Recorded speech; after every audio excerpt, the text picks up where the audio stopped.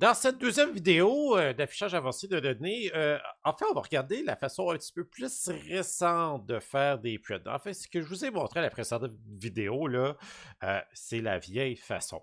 Elle marche très bien. Vous pouvez l'utiliser sans problème, mais vous allez voir que je l'utilise dans beaucoup de vidéos par la suite. Mais c'est considéré comme la vieille façon de faire, d'insérer des variables à travers du texte quand on fait un print.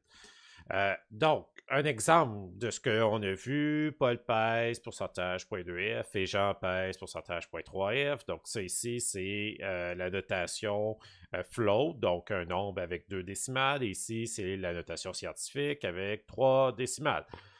Et ensuite, on écrivait pourcentage et on ouvrait la parenthèse et on mettait les variables qu'on voulait mettre.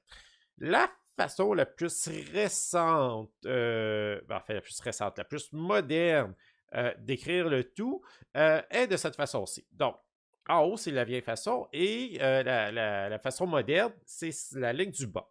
Donc, le pourcentage .2f va se faire remplacer ici par, on ouvre une accolade, on écrit deux points, on écrit comment on veut notre nombre, donc .2f, ça ne change pas, et on ferme l'accolade.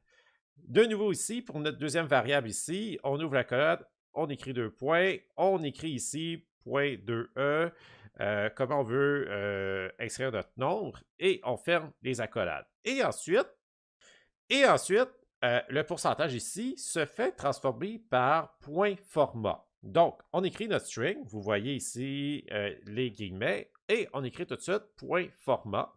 Et on ouvre les parenthèses ici et on décrit ça de la même façon que si on l'avait écrit avec la méthode dite vieille ou vieillotte.